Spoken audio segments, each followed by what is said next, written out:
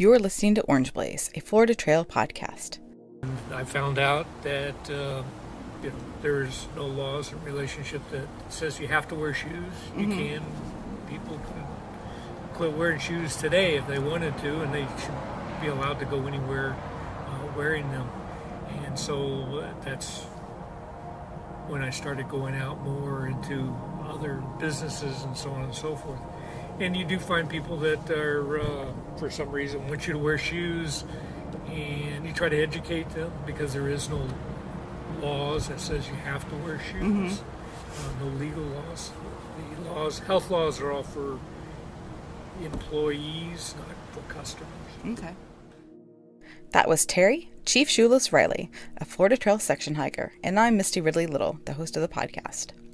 This is my second mid-month episode that I'm releasing a bit early to boost a bit of energy into the hiking world as we're all dealing with the implications of COVID-19, impacting everything from our toilet paper stock in the house to whether or not hikers can begin a thru hike this year.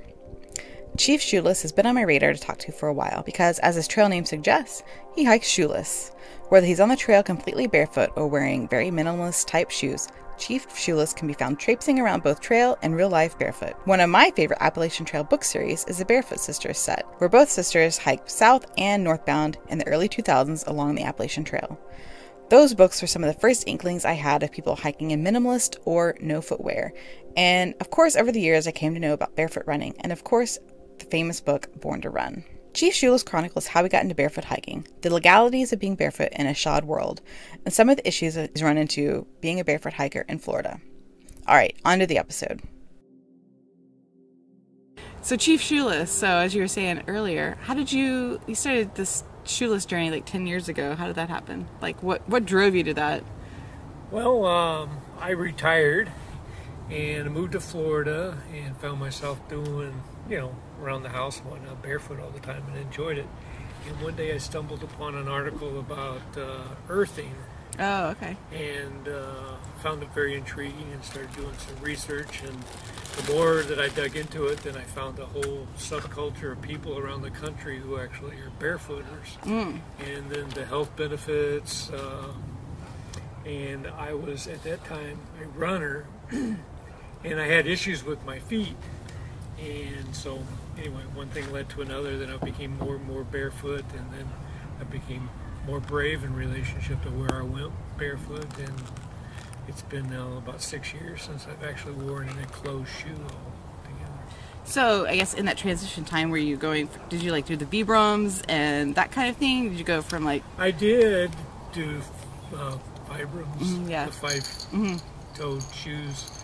I did do that, and then I found a shoe called Zero Shoes, Xero, and they were a little bit more, you could feel the ground when you walked, and so on and so forth. The Vibrams I found were very stiff. Yeah. And but it was a transition that I did use. Yeah. So I guess I guess to begin with, 'cause you said you go in stores and things like that now barefoot, but how did you begin that transition? You would just test things out and let's see if anybody says anything? Well, I ran across an organization called Barefoot is Legal, and I found out that there's no laws in relationship that says you have to wear shoes. You can. People can quit wearing shoes today if they wanted to, and they should be allowed to go anywhere wearing them. And so that's when I started going out more into other businesses and so on and so forth. And you do find people that are, for some reason, want you to wear shoes, and you try to educate them because there is no laws that says you have to wear shoes. No legal laws. The health laws are all for employees, not for customers. Okay. So in that transition, if you were barefoot running or whatever at that time, I guess it transitioned to barefoot hiking.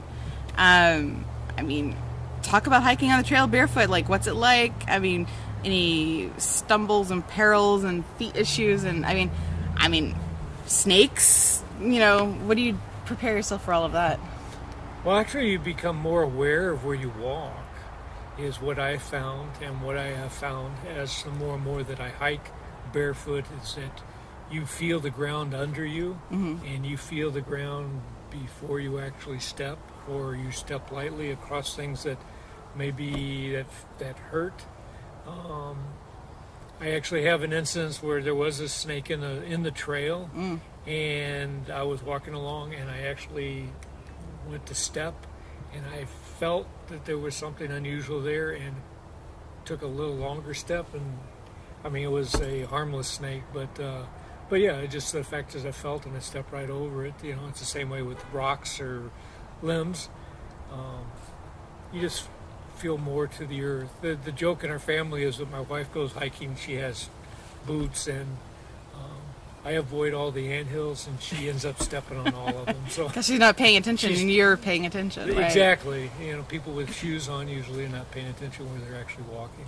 Right. So you, I guess, since you're walking slower on the trail, I mean, you're not probably making 3 or 4 miles an hour. You're No. kind of a 2 mile an hour probably Correct. pace. I have 2 mile an hour, 2.5 miles is a fast day for me. Mm-hmm. You know, and it's more of an experience of feeling the earth, feeling Mother Earth under you, and enjoying that feeling. But the worst thing to walk on is man-made surfaces. Yeah. So I try to get across those as quickly as possible. Yeah. No, well, we were talking about earlier about the levee walks. Do you try to stay on the grass side, or you just go straight down, you know, the middle? I've done both. And now when I walk on hard surfaces, man-made surfaces, I do wear my zeros more, and because walking mile after mile on man-made barefoot, Yeah. it's pretty hard on your feet. Well, that, and I can imagine, I mean, do you still do the road walks, or are you only doing trails? I do the road walks. Okay. I've done the road walks, and section hiking. I've done every section all the way up to Ocala.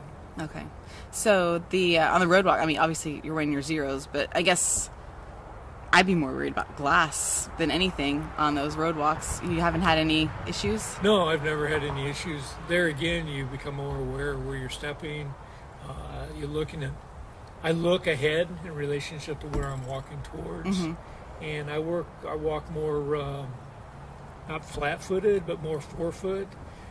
The traditional people with shoes working heel to toe. That's really not the way your foot is meant to walk.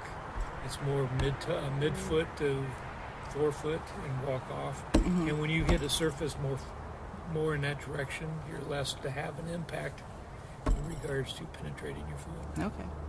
So yeah, you said you've got all the way through Ocala, or to Ocala? To Ocala. Okay. I guess what's your next step? Are you gonna start heading north further from that, or do you like to just?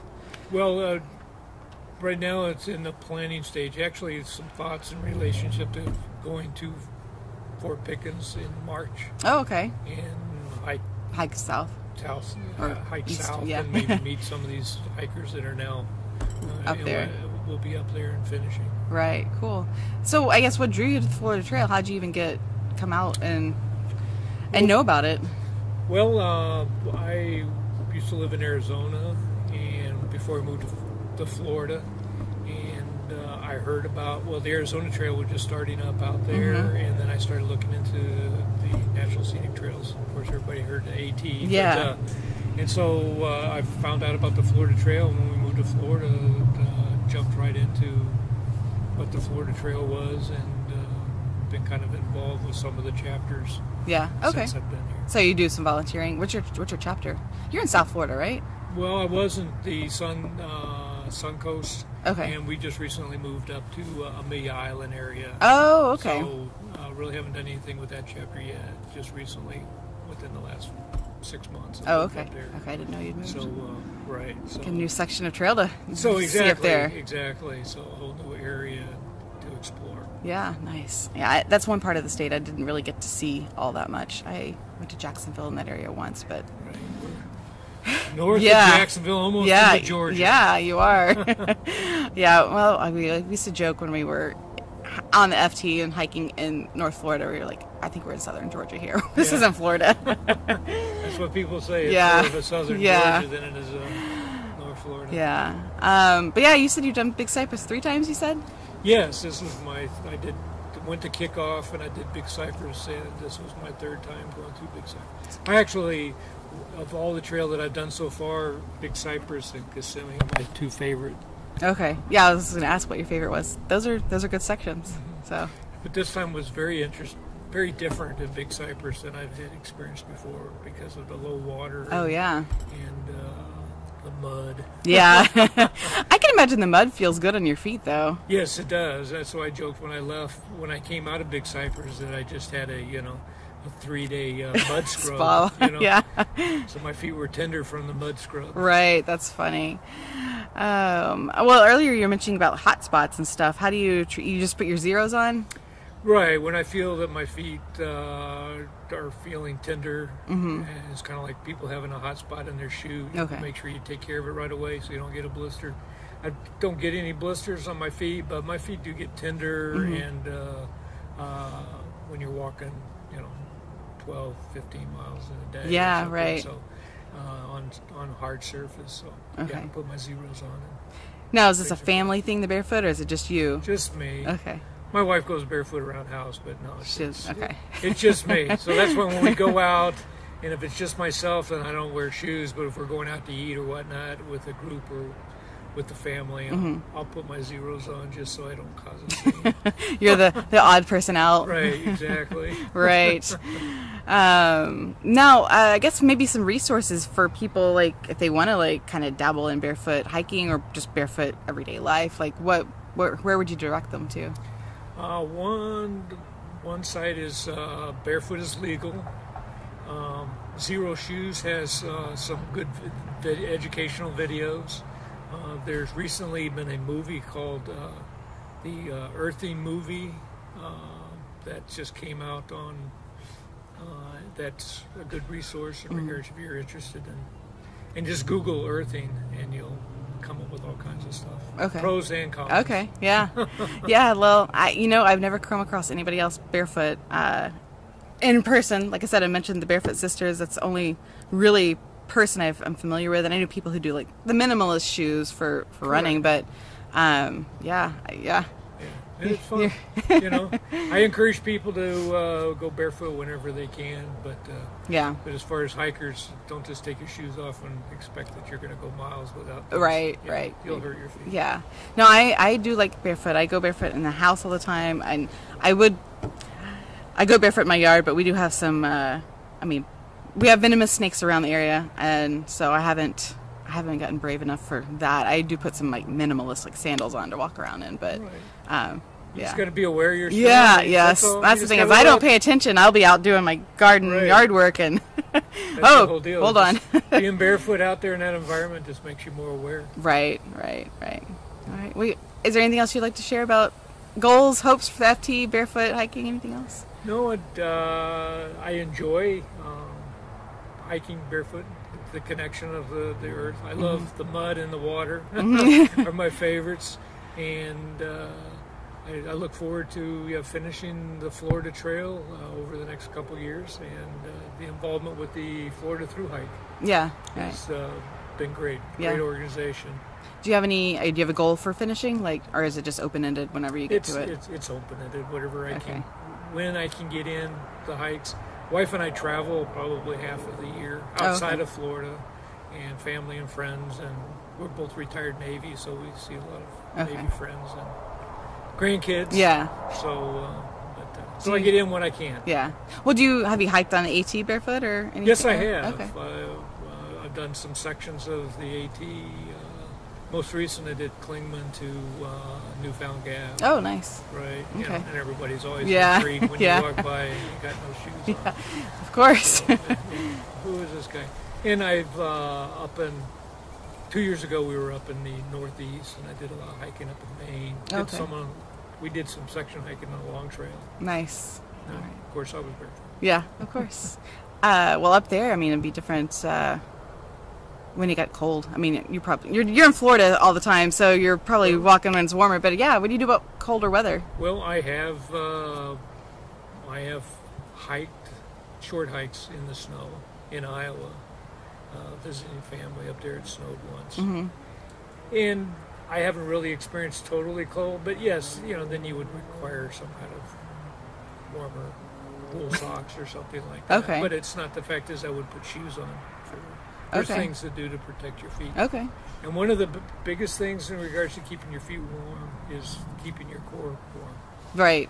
Keep your core warm and your feet don't have issues.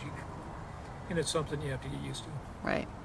Unless you're like in Alaska and it's negative Well, 30. That'd be a little different. But yeah, you're not going to be doing that. That's totally Yeah. different, right? Right. Okay. Yeah. Well, you're a much braver person than I am. But an inspiration, so maybe I'll go barefoot a little bit more. So, All right.